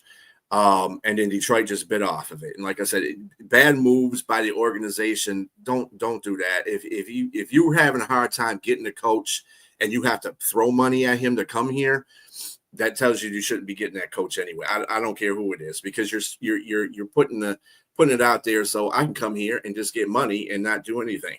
I'm not saying that he didn't do anything, but the point of the matter is that's what the team's record showed at the end of the season. So Monty Williams coached at Phoenix, but no offense, but I guess you might take it that way. Detroit isn't the most appealing place for coaches to come uproot their family because they want to stay there long term, and now they got to live in certain cities. Not that Detroit's a bad city, but if you compare it to a warm weather place like a Miami, for example, I mean, that has to come into play if you have a choice to coach at Tampa Bay or Buffalo. I mean, it has to come into play, the environment. And I don't mean to be insulting. I really don't. And I apologize if I'm coming off that way.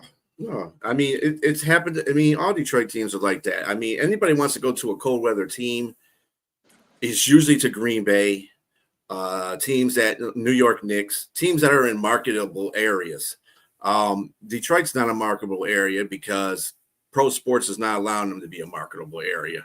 They have the same opinion as most fan bases are in Detroit. It sucks and that city is bad and blah, blah, blah, which they don't live in the city to project that kind of negativity. So, they can go somewhere. As far as I'm concerned, Detroit's a good city. Yes, we've had our problems. Yes, we have.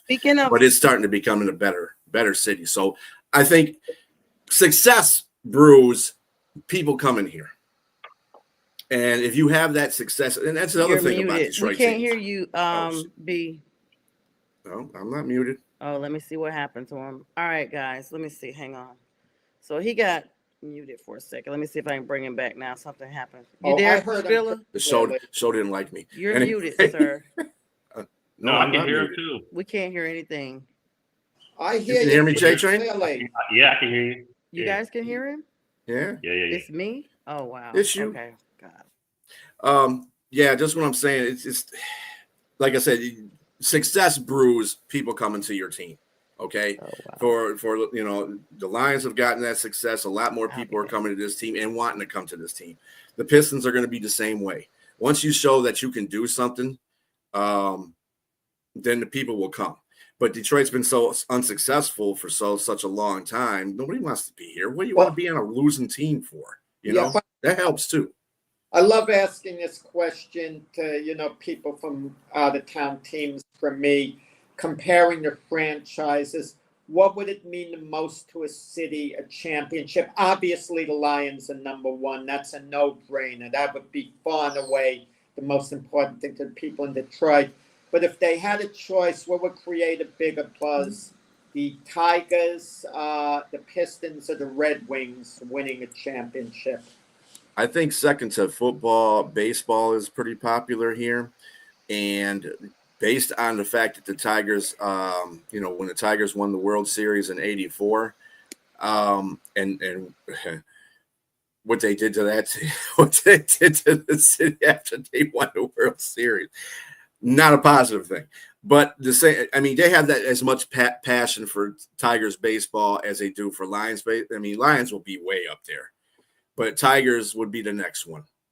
So in the reverse, in 1968, when the Tigers won the World Series, supposedly it helped the city because there were warring factions and things calmed down for about a week or so afterwards. Everyone kind of came together for a little bit. Yeah. Certain social situations, I would go, but currently the Lions are the top of the hill right now, and then the Tigers, if they won a World Series, that would be awesome too for the city. I think you got to remember Pittsburgh and the Red Wings have been winning lately. Well, as far as the last couple decades, they've won championships. So it's time for the Tigers to do the same thing. Tigers been in a World Series this century. I think they go to the World Series. That's my prediction. How do you like that as a Yankee fan? I made a bold prediction. Dodgers over the Tigers in the World Series. Well, that's hopeful, Jack. I appreciate you for that, but I still don't see that yet. I think the Yankees are still one of the top teams in the AL. So, I kind of think Nate alluded to this a while back on another podcast, but he said that it could be anyone out of the AL because the AL is so wide open this year. But you still got to give it to the Bronx Bombers. I'm sorry. Until somebody unseats them, I can't I can't guarantee that Tigers will be in that spot. I just can't. I got to ask Until they Jay show me. Crane a similar question. What would be bigger in your area? The LSU Tigers winning, the national championship in football, or the Saints winning the Super Bowl? It's always the same. You can't even compare. New Orleans fans are head over heels, die hard. I mean, it's a small market, so they've been through the ups and downs with all those losing seasons, and to have Sean Payton and Drew Brees win that Super Bowl, man, I'm telling you, I'll be honest with you, I was in tears.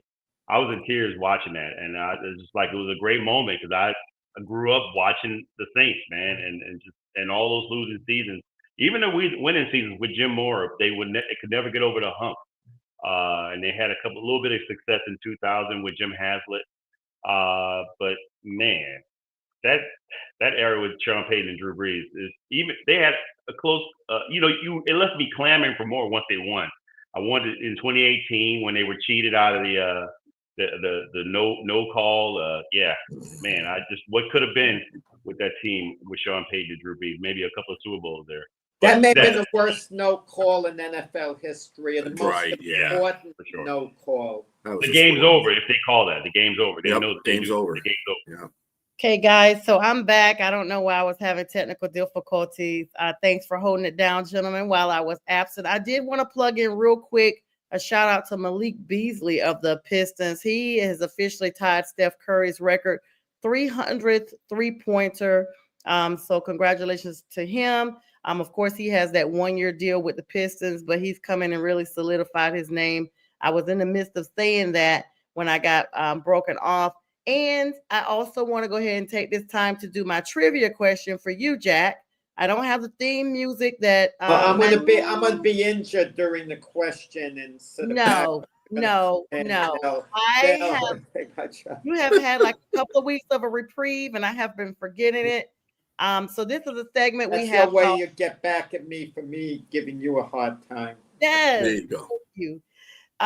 We have a segment of the show we have called Ask Jack. Please, no one put this answer in the comments at this time, and no one but Jack answer the question until further notice. Jack, are you ready? All right. Go ahead. Here's the question.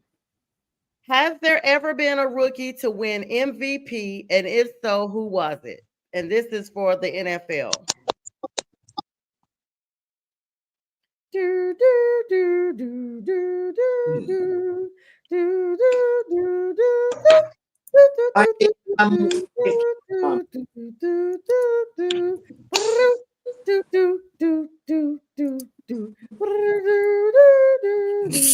Oh, okay. Oh, normally I'm thinking of running backs. What's the question again? Has there been a rookie that's ever won MVP, Rookie of the Year? Obviously, if he's the league MVP, he should be the Rookie of the Year. So that goes without saying. Has there ever been a rookie to win? Has there ever been a rookie to win MVP? And if so, who was it? That's the question. Would you like to phone a friend? Well, I'm saying it's. I'm thinking running back. Okay, I am thinking running back, and oh man. Need any hints, Jack? I'm off. I'm going to miss it. Marcus Allen. Okay. Anyone else have a guess? It is not Marcus Allen. So sorry, Jack.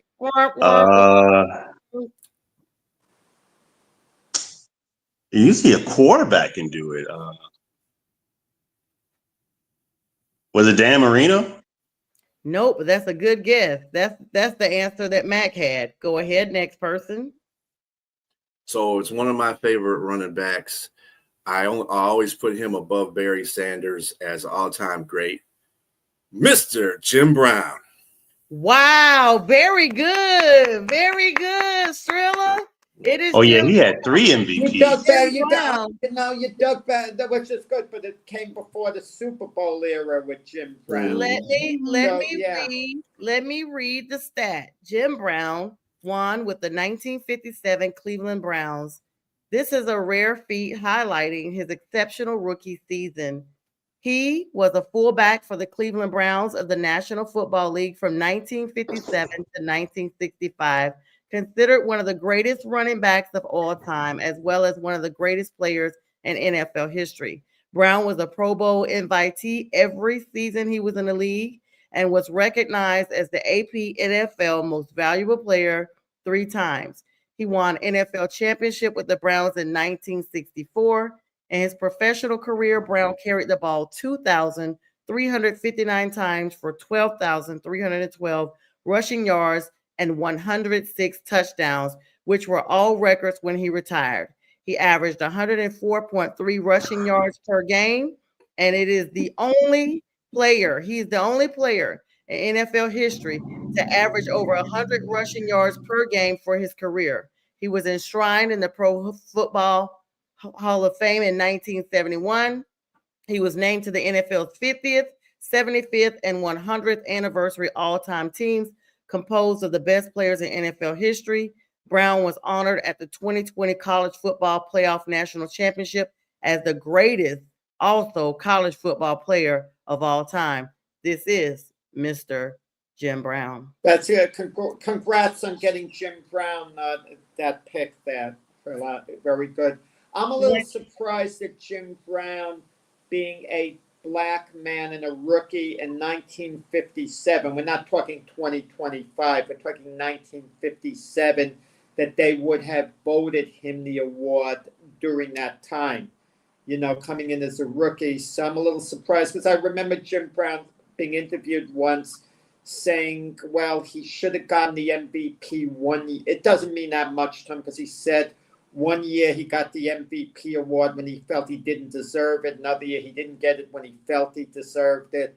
But I'm a little surprised he got it as a rookie. I wouldn't have thought Jim Brown all the way back from 1957. So that's a great selection by you. Thank you. That question was selected. Mac was supposed to have used it a while back. And I just remembered forgot I'm supposed to be doing trivia questions. And Mac never used it. So, and his guest was Dan Marino too. And he was like, in the text, because we texted about it a while back, he was like, please don't tell me Cam Newton. I was like, wow, what a hater. But anyway, Mac, it wasn't a Panthers question. It was a legit question. So I went back into the vault on that one because I know that, everyone on this panel has a huge football acumen. If you had asked me a question, I'm going to be honest with you guys. I don't know anything about football before the 2000s, period. Well, I was thinking running back. You know who I thought of that crossed my mind? O.J. Simpson. Yeah, or would have been a great one. I almost named Eric Dickerson. Yeah, that's also another legitimate one. Yeah, Trilla, how did you come up with that? How did you come up with the answer? How did you know? Well, because you got to understand, we had Barry Sanders, okay? Mm-hmm. And when Barry Sanders was here, his father was very adamant who he thought was the best running back of all time was Jim Brown. And he said his son is always second to him, even though, a father's love, he ain't going to show that if he was a tough old guy. So he wasn't going to be out there talking about my son is the greatest, like some of these guys do now. But, I looked up and I got kind of more educated in Jim Brown. And I found that's why I consider him one of the best running backs ever. I think Barry's second to him. He had the highest runs, yards per carry as well. Yeah. Barry Sanders was under him. He had 100 yards per season. All the running back has that, but close to him, Barry Sanders with 99.5. So it's hard for me to compare them because of the eras. Yeah. Barry Sanders was 5'8". Jim Brown was like 6'1", 6'2". And Jim was just running over everything.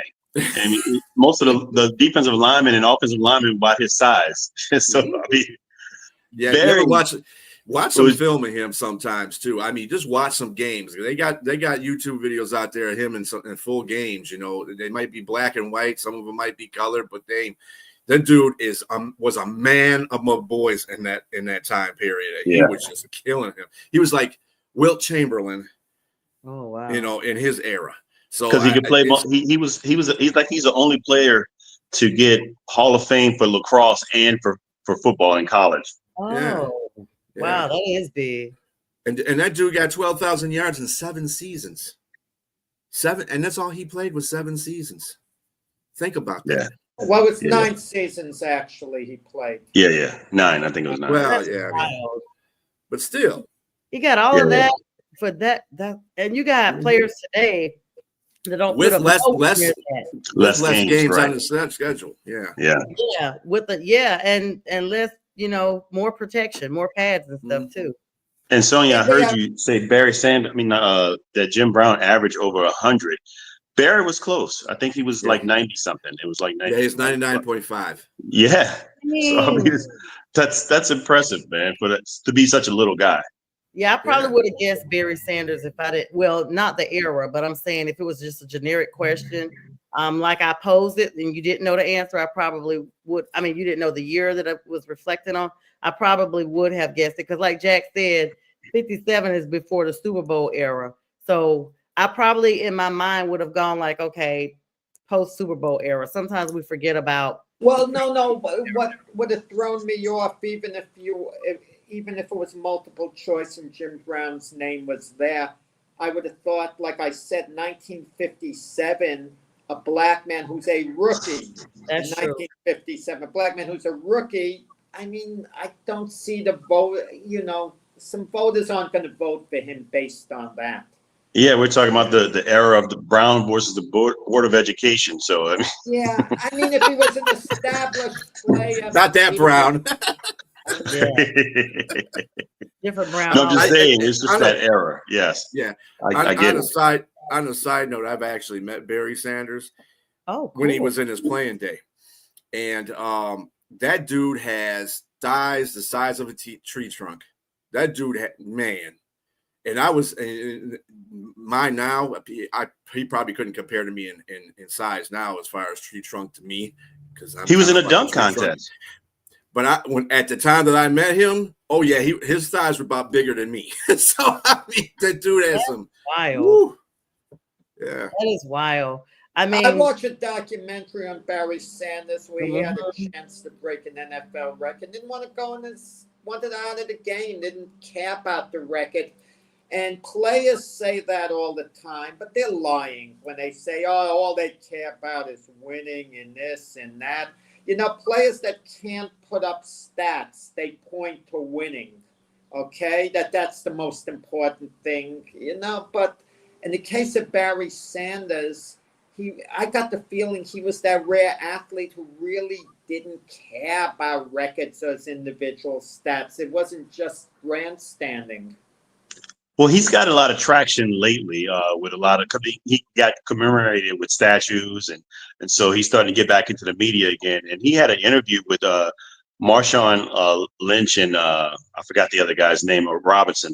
They have their podcast and he was on there and he just said, he wanted those records, but he just didn't have the love of the game anymore. We said, when you lose that, it's just, it's time to let it go. And he let it go on top.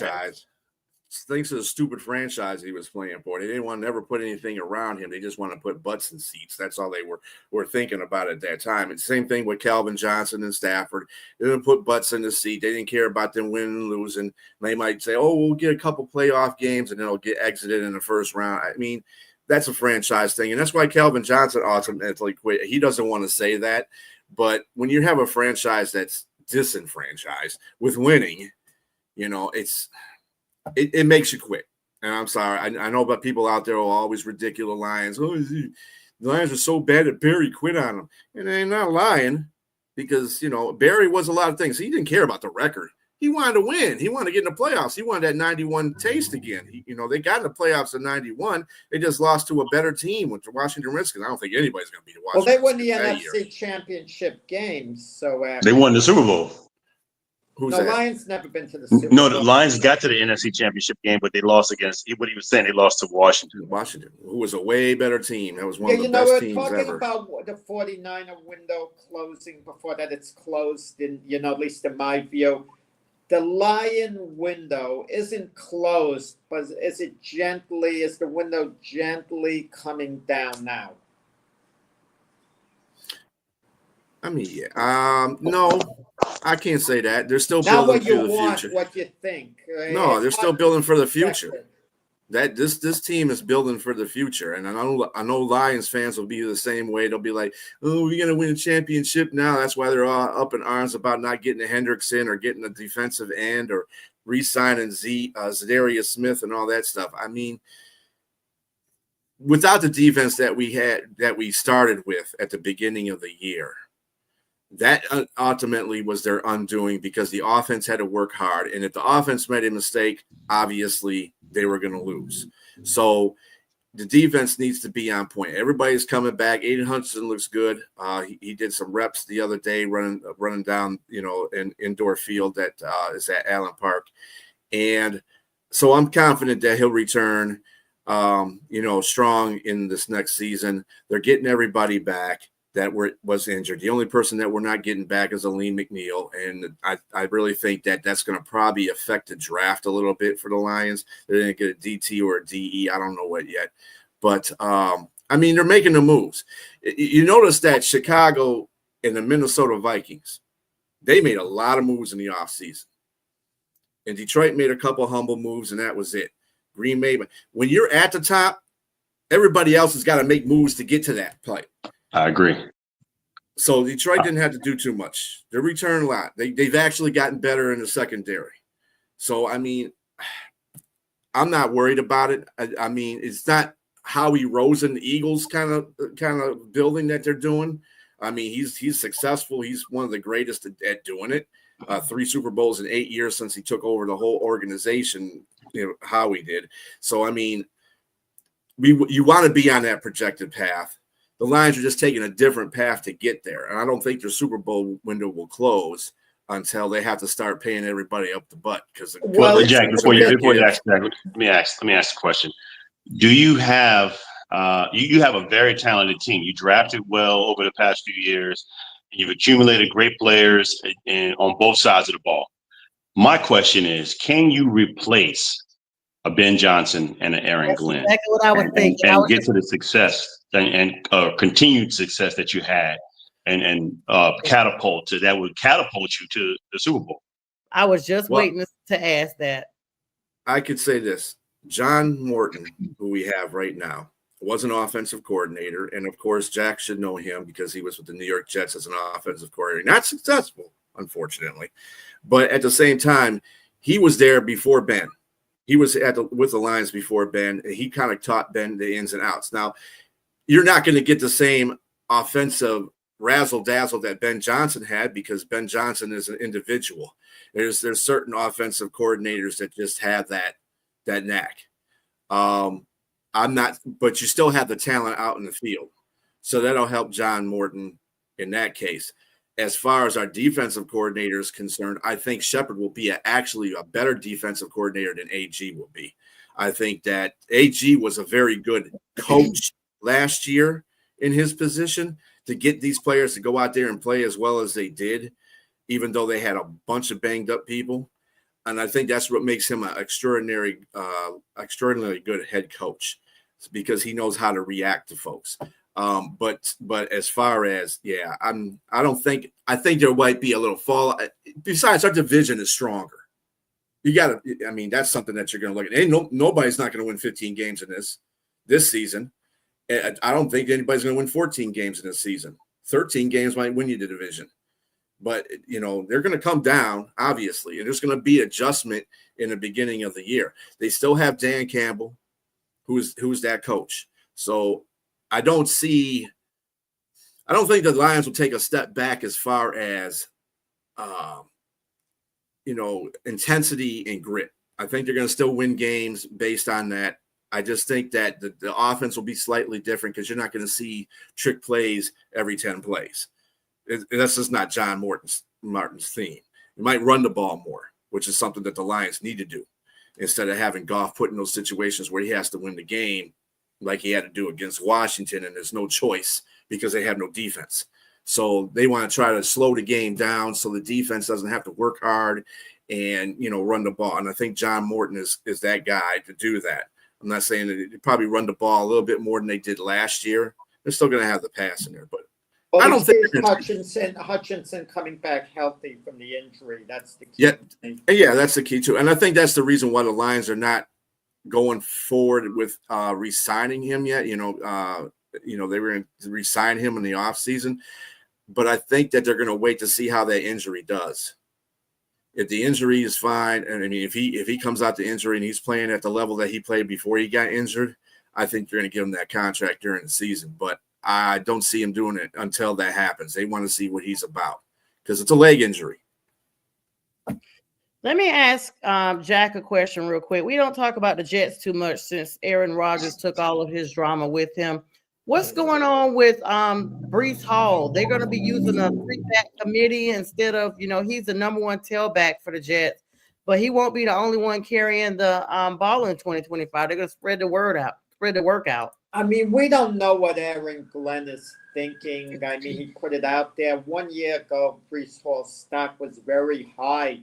We thought he was trending to being one of the best running backs in the NFL, and now you're talking about using him by committee. I mean, what a fall from grace. And he didn't have a good year last year. Let's be honest about it. Neither did Sauce Gardner. When you think of it, they're two cornerstone players. And I don't know what Aaron Glenn is thinking. He's dropping a lot of hints as far as what they might do, what they might not do. I'm not sure that he's locked into anything particular himself. He's going to go to training camp, leave the options open, and, see what takes us. And keep in mind, you have a running quarterback in Justin Fields now, so that kind of changes the dynamic. You didn't have that last year in Aaron Rodgers, so you had to rely more on the running backs to run the ball in a more traditional way. But now with Justin Fields, there are more options on the table. Yeah, that's. I wanted to get your take on that because I was like, I didn't know if that's considered a slap in the face, but like you said, his stock went down last season. I mean, it's kind of like you have these players that come in and they are your guy, and then all of a sudden they're like, "Who's this guy?" And before you know it, it's a Roddy White situation. Like with the Falcons, when he all of a sudden he was just fading out. And then when you start seeing that, then it's not long before your work is distributed amongst other players. If the Raiders don't take Gentry at number 6, he's going to fall to either the Jets or, maybe the Panthers at 8. I mean, someone is going to take him in the next few picks. And he could be a difference maker for sure. Yeah, they're saying that we're projected to probably look at McMillan, but hey, you never know. We're a couple of weeks away from that, so that would be perfect for the Panthers to have a wide receiver like McMillan to help Bryce Young out. Yeah, and Jack, I think also with the mentality that the AG has coming from the Lions, remember we had a 2-headed running back system as well. And he likes depth at running back. Well, I know Dan Campbell likes depth at running back, and I think that's what he's going to do with the Jets too. I mean, Breece Hall is probably going to be still your number one running back, but they are going to incorporate, whoever is the tougher, the guy that gets the 3rd and 1s, the 4th and 1s, put your fingers in the dirt in a cloud of dust type of running back at your second. And then they're going to have, I think they got a couple good backup running backs too. So I think that's falling right where he needs Allen to be. And guys like that. Yeah. But again, let's say you have 4th and 1. There's a good chance something's now run for Justin Fields as opposed, to last year. But, I don't know. You'd have AG, Aaron Glenn, former Jet, he has this bond to the Jets, through his playing days and so on. That's why I think he picked the Jets over the Saints, even though he did have a link to the Saints as well. But you would know a lot more what he brings to the table. Is he really a firm disciplinarian the way it's made out to be? Or is that maybe a little hype? We know Dan Campbell, at least on the surface, was supposed to be, great disciplinarian. Is he like Dan Campbell in that sense? I mean, disciplinarian is a strong word for the coaching abilities of both these coaches. Remember, they came up together, Dan Campbell and Aaron Glenn. So Aaron Glenn takes a lot of what Dan Campbell's coaching style is, which is you're here to play football. If you don't feel like you need to, you feel like you can't do your job, then you're not going to get that job. Everybody's job is up for grabs at the beginning of the season. And that's how they approach the off season. If you go out there and you do your job, then you're going to get that. You're going to keep your job. But if you're not, then there's no sense of you being playing. And they'll find some way to get rid of you or put you on a practice squad or something till you get your head right into the game. I think that's the discipline that you're talking about. Other than that, he's basically a player's coach. He'll sit there and listen to players. And I think this is the whole thing about like Aaron Rodgers. He wasn't going to listen to nobody. So I don't think that was going to be a possibility. He's staying there. Justin Fields, he's still green in the fact that you can still tell him, talk to him, say, hey, this is what you should do on this play. This is what you should do in that play. So he's still young in that regards. And I think that's going to help him out. I think Justin Fields is a capable quarterback. I just don't think that he's been on teams that have showcased that ability. He was on a Chicago team that had a bad offensive line and nothing to throw to, really, except the tight end, and he had no running support. So I mean, he led his team in rushing yards in Chicago. I know Chicago fans want to talk about how bad he is, but he's not a bad quarterback. He was just put in bad positions. The jury's out. If Shedeur Sanders drops to number 7, which I think he will, unless Cleveland takes him at number 2 now. Should the Jets take him? Because once you draft the Shedeur Sanders, Justin Fields can't be a quarterback of the future anymore. I mean, you're sending that message. You never draft a guy number 7 overall or draft him high in the first round and just take a pass on him. It would have to be a complete fluke for him not to be a guy. Like what happened with Brock Purdy. He took off with the 49ers. And Trey Lance was never given a chance, partly based on what Purdy did at least. So do you draft the Shedeur Sanders? I mean, if you're the Jets, and if you're taking a chance on Justin Fields and he's not quite your guy, you've lost the opportunity forever to have Shedeur Sanders. Well, I think it's funny with both of the coaches that came from Detroit. Ben Johnson's just an a-hole anyway, but he went to Chicago and he said basically that he was so happy of having a running quarterback, what quarterback that can run and throw. I'm like, well, thanks. Slap Goff in the face. Why don't you? But then, because Goff's not even that type of quarterback, so I don't even know why you would make a big deal about that. But to the same, AG did the same thing. He traded for a quarterback that's mobile. I was going to say the same thing. Yeah, so I mean, I think that's what they're looking for. It'll help the running game a lot. I don't think if Shedeur falls that low, I don't think the Jets are going to take Shedeur. This is where I think that they're going to take an offensive lineman because of what you just said. They're trying to get that offense in the RPO offense. So the Jets, if you're taking a Justin Fields, he's RPO all the way. Mm-hmm. There's no way. You got to try to get him, but then you got a wide zone offense. So you want to be able to run the ball. You want to be able to run the ball, and you can't do that without a stacked offensive line. And so I think the Jets are going to take an offensive lineman, Jack.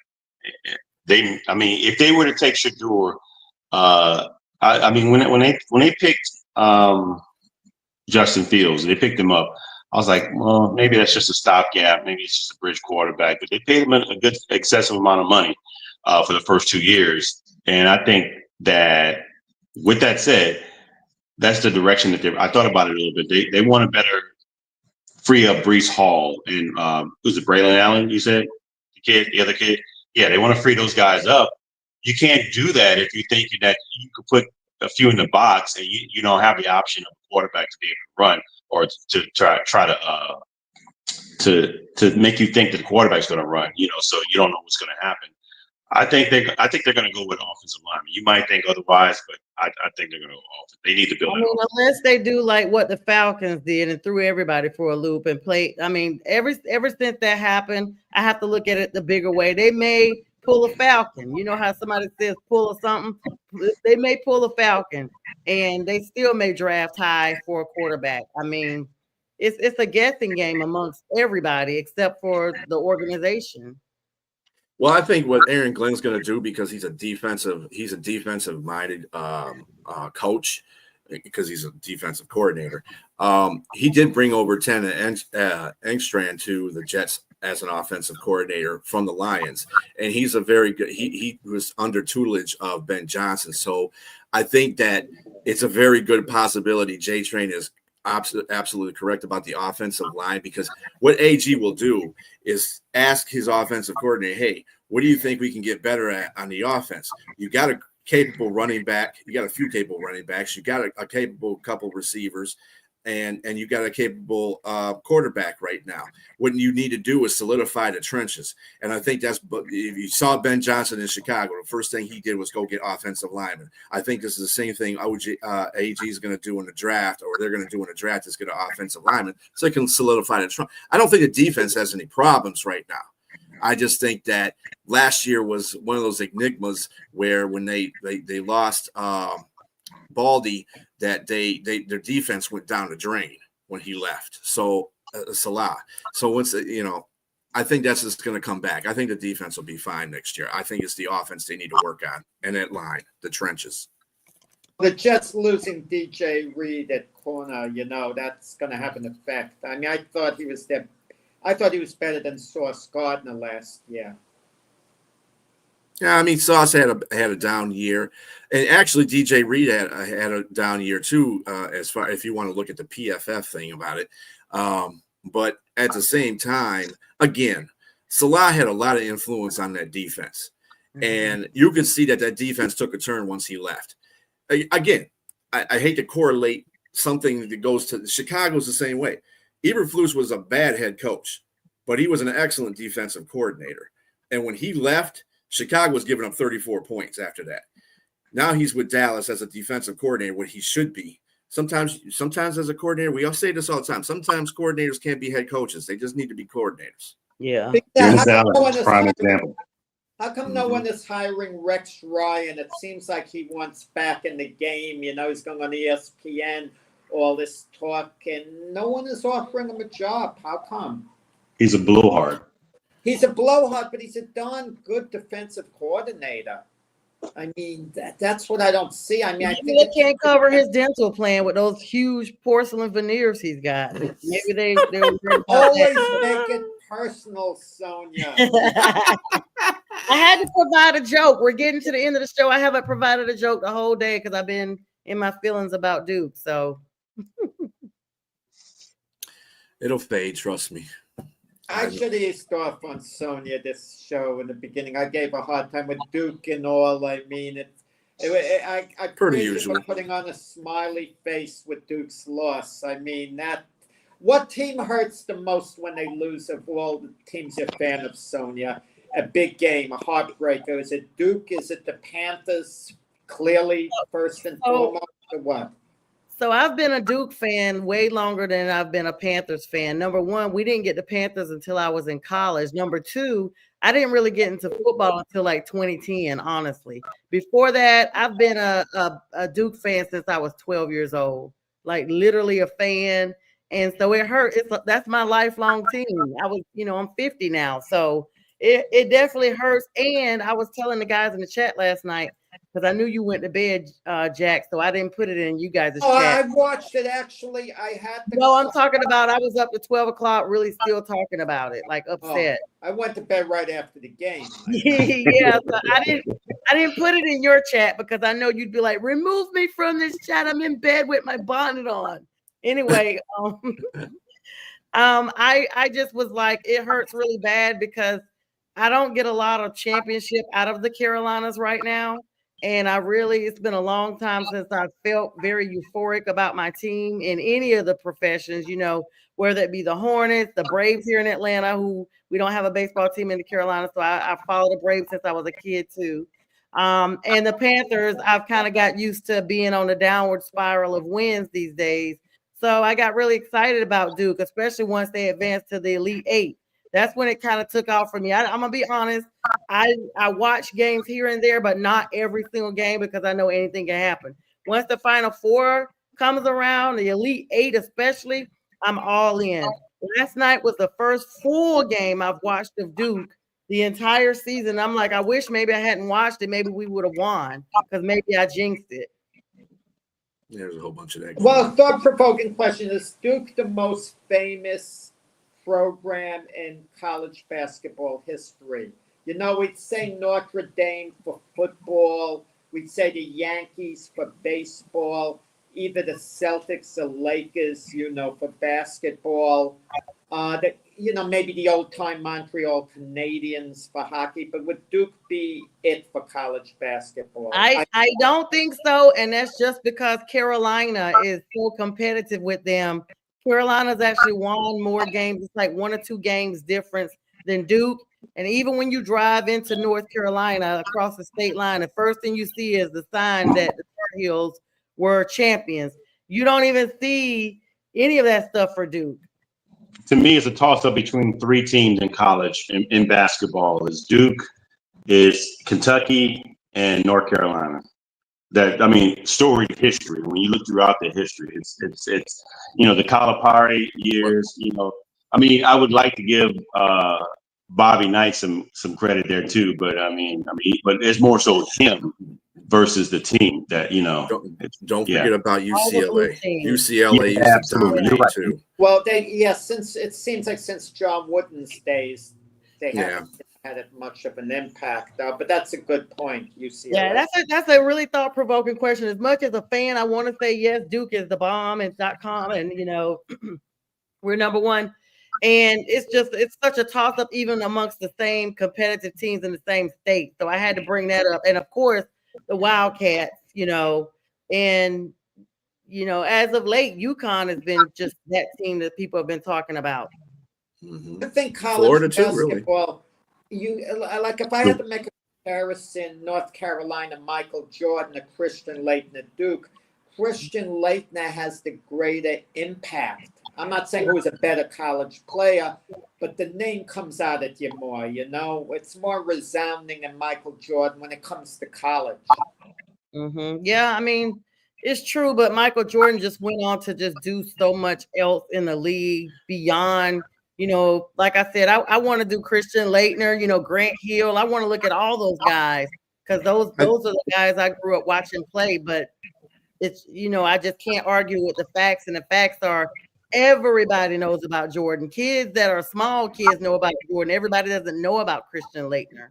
I think the thing about Michael Jordan is, though, with Christian Laettner had an outstanding college career, but not the greatest NBA career. Right. Whereas the opposite happened with Michael Jordan. That's really why you really don't know about his North Carolina. People that are not, Wayfair fans, they don't really pay attention to his North Carolina career because he's such an extraordinary player in the NBA. So, yeah, I could see the switch off. Laettner was probably one of the best players in college basketball at the time, besides Grant Hill. And then when we think about college impact, that's all I'm talking about. Yeah, but I said Jordan, his famous impact with North Carolina was the shot that he did as a freshman, and no one talks about anything else. Because he played with James Worthy and he played with Sam Burton. Those were the guys that were notable on that team at the time. Jordan was just a freshman and he was good, but he wasn't great. Definitely a thought-provoking question. So, guys, it's been a great show. We are at almost the top of the hour. We appreciate all the likes, love, shares, and all that stuff. Today is going to be a big day of sports. MLB kicking off this afternoon, as well as the women's championship at 3 p.m. Yankees are now 6-2, and a lot of teams that were undefeated have now at least taken 1 or 2 losses. So all those MLB games will be trending this afternoon. Jack, are we on tomorrow morning, or when are we on again? Sure, I'm good. I'm game whenever you are. So all right, so looks like you're the GM, you're the boss here. I'm a boss junior, so yeah. What's up, Trilla? So just one extra thing I want to add on here. Also, today may be the day that Ovechkin breaks Gretzky's record. They're playing the Islanders this afternoon. I heard seats are going for $1,000 in the rafter, which that's crazy. Of course, they tied the other night. They tied. He wanted to make sure the situation was set up great for him to actually, in a natural setting, break that record. And before I forget, I'll be on as moderator this afternoon with B. Strilla and the whole 1A Three Toes panel as they do. What is it, NFC North? Is that the panel today? Right, the NFC North. Yeah, NFC North debate. We're going to get nasty. Yep, and I'll be sharing that as well on the platform. And then a lot of other shows will be going throughout the week. Make sure you download the Roku app so you can follow us and follow me on Prim and Proper Sports as well. Have a lot of shows, and Jay Train will be joining us as well on Wednesday. And we wish everybody a great Sunday and a great week and good day. National Streaming Sports is brought to you in part by BetUs.com, designed for true fans. NFL odds, Week 1 and futures, college football odds, including Heisman Trophy favorites and playoff odds, NBA odds of division winners and playoffs, Major League Baseball playoff and World Series odds, the National Hockey League Conference playoffs and Stanley Cup odds, and boxing wagers. Betting opportunities include versus the spreads and outright winners, also during the game.